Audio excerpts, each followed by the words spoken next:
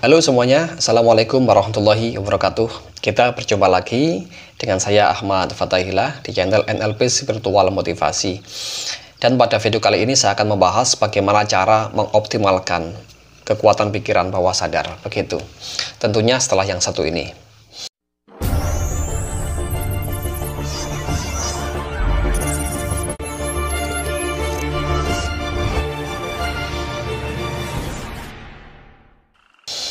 Baik teman-teman semuanya, saya mau tanya dulu, apa itu definisi kekuatan pikiran? Apakah para dukun, para cenayang itu menggunakan kekuatan pikiran juga ataukah tidak? Terus apa dampaknya kalau kita menggunakan kekuatan pikiran? Ada juga orang yang mengatakan, apakah kita enggak terlalu menuhankan pikiran? Begitu. Nah, sebetulnya kekuatan pikiran itu adalah bagaimana cara kita menggunakan atau mengoptimalkan daya yang ada di dalam pikiran kita ini. Sebetulnya nggak ada hubungannya dengan menuhankan pikiran, tidak sama sekali. Karena memang manusia itu sudah dibekali oleh Tuhan yang berupa akal pikiran ini yang sangat dahsyat luar biasa. Bahkan ada suatu penelitian yang mengatakan bahwasanya nasib manusia itu ada di dalam otaknya sendiri, ada di dalam pikirannya sendiri, seperti itu. Nah, saya pernah membaca buku yang berjudul Quantum ESQ, Quantum Emotional Spiritual Quotient. Itu mengatakan takdir pun itu bisa dirubah dengan mengoptimalkan pikiran kita sendiri, seperti itu. Nah, sebetulnya setiap hari kita itu sudah menggunakan kekuatan pikiran, ya, setiap hari, setiap detiknya. Karena secara kita nggak menyadari, ternyata pikiran kita ini sudah memancarkan getaran vibrasi atau memancarkan gelombang elektromagnetik ke alam semesta. Pikiran kita ini berupa energi, ya. Memang bendanya ada, yaitu berupa otak, tapi setiap kita berpikir, setiap kita berbicara seperti ini, atau setiap kita beremosi, merasakan sesuatu, atau setiap kita melakukan pekerjaan, beraktivitas, bertindak, itu sebetulnya kita sudah memancarkan gelombang getaran elektromagnetik, gelombang energi ke alam semesta, di mana di alam semesta ini terdapat lautan energi, segala kemungkinan bisa terjadi, ya. Nah, ketika kita berpikir misalkan, wah saya gagal ini, maka kita secara nggak langsung sudah memancarkan gelombang kegagalan ke alam semesta, dan di situ akan mempengaruhi lautan energi yang tidak terbatas, lautan kemungkinan yang akhirnya akan mengfrekuensi atau satu frekuensi, ya, getaran kita, getaran kegagalan kita itu mempengaruhi realita gagal yang sesungguhnya, gitu loh. Akan mempengaruhi lautan energi yang ada di alam semesta ini untuk menarik kejadian-kejadian supaya kita gagal, seperti itu. Nah, sebaliknya, kalau kita mengganti kata gagal dengan kata tertantang, misalkan gini ya, Anda membuka bisnis, kemudian Anda belum berhasil, maka Anda bilang, saya tertantang untuk berusaha lagi, saya tertantang untuk belajar lagi, untuk belajar marketing, belajar bisnis kepada seseorang yang sudah berhasil. Maka itu juga memancarkan vibrasinya ke alam semesta dan mempengaruhi lautan energi yang tidak terbatas di semesta ini dan mendatangkan realita-realita yang mendukung apa yang kita pikirkan dan kita yakini itu. Nah, itu dua hal tersebut, ya, dua contoh barusan itu sama-sama menggunakan kekuatan pikiran, ya. Jangan dikira hanya yang berpikir positif saja. Berpikir negatif itu juga sama, menggunakan kekuatan pikiran, tetapi menarik hal-hal yang tidak berguna, menarik hal-hal yang membuat kita lebih frustasi lagi, menarik hal-hal yang membuat kita gagal lebih parah lagi, seperti itu. Kasus yang kedua, menggunakan pikirannya secara lebih optimal, lebih memberdayakan, lebih positif, supaya bisa menarik kejadian-kejadian yang menguntungkan, begitu. Atau istilahnya mendapatkan hoki yang bagus. Nah, simpelnya begini. Kekuatan pikiran itu bisa kita optimalkan penggunaannya hanya menggunakan kata-kata yang jauh lebih positif, yang lebih memberdayakan untuk diri kita sendiri, gitu. Nah, makanya kalau teman-teman belajar NLP di sini, itu paling tidak ya seminimal mungkin untuk diri sendiri itu harus bisa mengganti kata-kata negatif, merubahnya positif. Contoh kemarin ya, kata hutang menjadi amanah ya. Karena secara state, secara emosional, kita mendengar kata hutang dengan amanah itu berbeda. Kalau hutang bisa menjadi beban, kalau amanah ini sesuatu yang harus dilaksanakan karena kita dipercaya oleh seseorang atau suatu instansi tertentu. Nah, kemudian kita mencoba untuk melakukan suatu perubahan kata ya. Misalkan saya gagal menjadi saya belajar, saya tertipu 10 juta, modal belajar saya 10 juta, seperti itu, diganti ya, tertipu 10 juta diganti modal belajar saya 10 juta. Anggap aja tertipu itu adalah pembelajaran supaya kita bisa bertindak lebih baik lagi, supaya lebih bisa berhati-hati dalam menyikapi berbagai macam tawaran-tawaran bisnis gitu. Dan kita butuh modal, butuh biaya belajar yaitu 10 juta. Nah, itu pola pikir ya. Dan kesannya itu remeh, tetapi dampaknya sangat berarti sekali dalam diri kita, gitu. Kalau kita sering berpikir gagal ya, itu kita menarik realita kegagalan. Tapi kalau kita berpikir kesuksesan, keberhasilan, pembelajaran, atau berpikir yang intinya jauh lebih baik, lebih berfaedah pada diri kita, maka kita juga akan menarik realita-realita yang sesuai dengan yang kita yakini itu. Karena apa yang kita pikirkan akan menjadi belief. Semakin sering kita memikirkan sesuatu yang jauh lebih baik, maka itu akhirnya menjadi belief. Kalau kita berpikir gagal, itu juga bisa menjadi belief, tapi dampaknya buruk. Sedangkan kalau kita berpikir baik, juga bisa akan menjadi belief, sama. Dan dampaknya jauh lebih baik juga. Jadi itu cara pertama untuk mengoptimalkan kekuatan pikiran, yaitu dengan mengubah kata-kata negatif menjadi lebih positif atau lebih memberdayakan, begitu. Kemudian cara yang kedua untuk mengoptimalkan kekuatan pikiran adalah dengan afirmasi positif. Hal ini sering saya kupas di channel saya tentang afirmasi, nanti bisa dilihat lebih jelas lagi seperti video yang ada di sini ya. Nah, secara singkat, afirmasi itu adalah penegasan kepada diri sendiri. Apa yang kita inginkan ditegaskan kepada diri sendiri dengan kalimat yang positif. Begitu, contoh, saya mulai hari ini dan seterusnya mengizinkan dan meniatkan menjadi pribadi yang jauh lebih baik, lebih sukses, lebih harmonis, lebih kaya, lebih berwibawa, dan seterusnya. Begitu. Itu kata-kata penegasan yang ditujukan kepada diri sendiri, namanya afirmasi positif. Hal itu juga sangat berpengaruh pada pikiran, sangat berpengaruh pada medan elektromagnetik di dalam pikiran kita sendiri, begitu. Bahwa apa yang kita yakini itu semakin kuat, akan semakin mempengaruhi belief kita. Kalau belief kita sudah sangat kuat, itulah yang terpancar ke alam semesta, akan menarik berbagai macam realita kejadian yang serupa dengan apa yang kita yakini itu. Nah, kemudian cara ketiga untuk mengoptimalkan kekuatan pikiran adalah visualisasi kreatif. Dan ini juga sering dibahas di channel-channel motivasi. Bagaimana cara kita bervisualisasi itu sangat menentukan hasil yang kita dapat. Di NLP sendiri banyak teknik visualisasi ya. Ada timeline, ada well format outcome, ada new behavior generator, ada macam-macam teknik untuk bervisualisasi kreatif. Nah, di situ intinya apa? Kita harus bisa melihat, mendengar,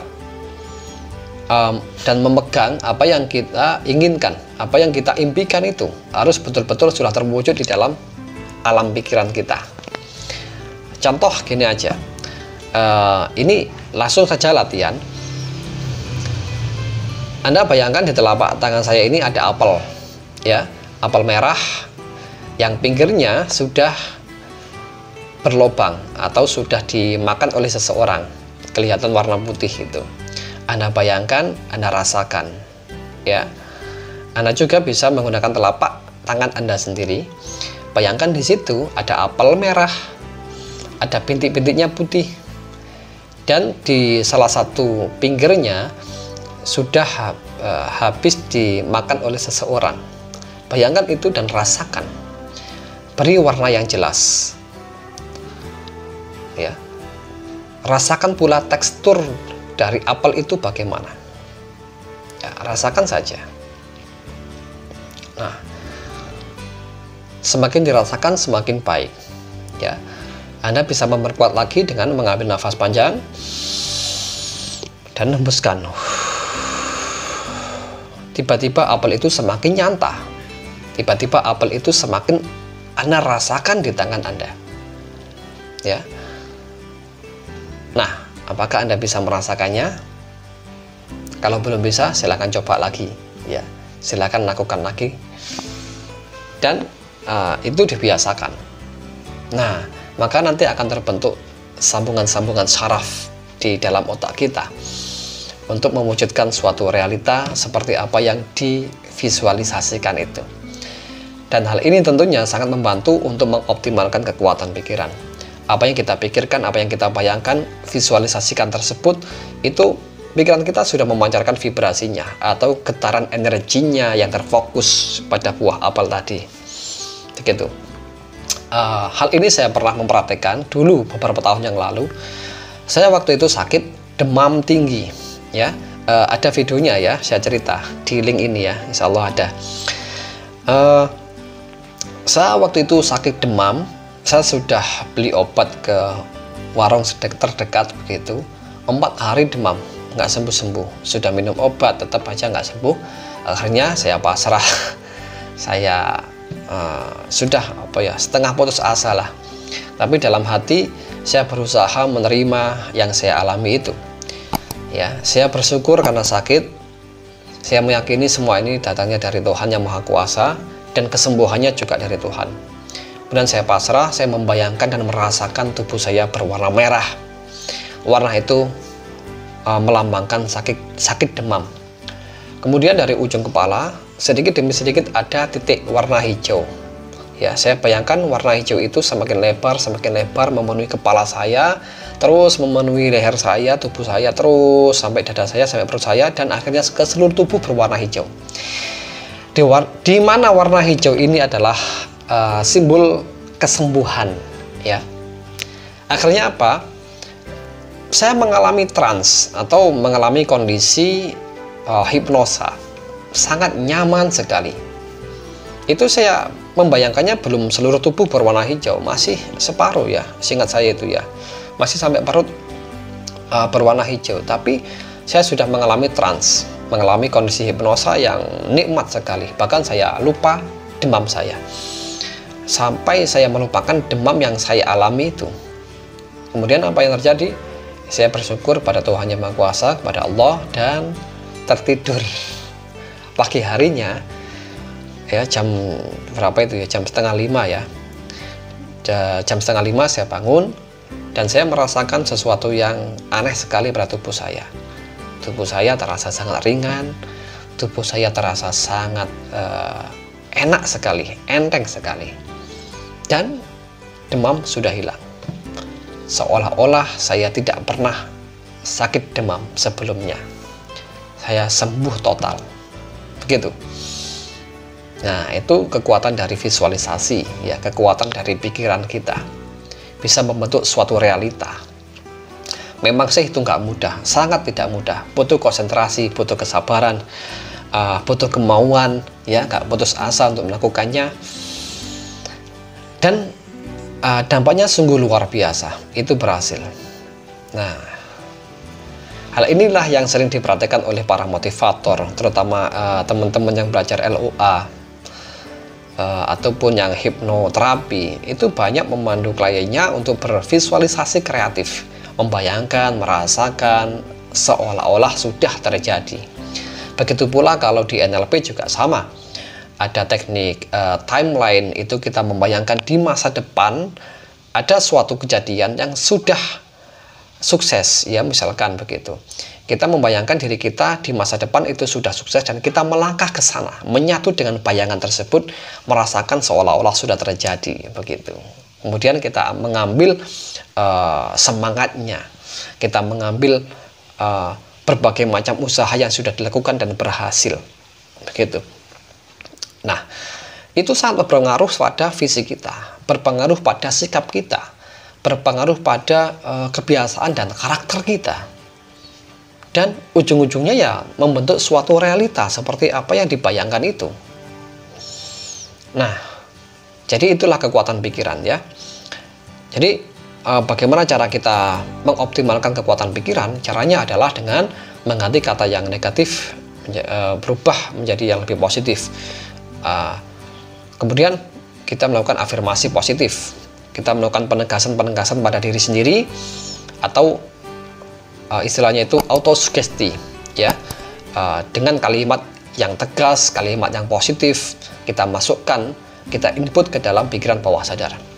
Yang ketiga yaitu dengan visualisasi kreatif. Yang keempat ada yaitu doa kepada Tuhan Yang Maha Kuasa. Kita menggunakan kekuatan spiritual kita, menggunakan hati kita, karena bagaimanapun kalau kita ini semakin dekat dengan Yang Maha Kuasa, pasti apapun akan dikasih. Kita berdoa akan dikasih, bahkan nggak berdoa pun akan dikasih berbagai macam kenikmatan ya. Ataupun kalau nggak dikasih apa-apa, kita tetap merasa sangat nikmat.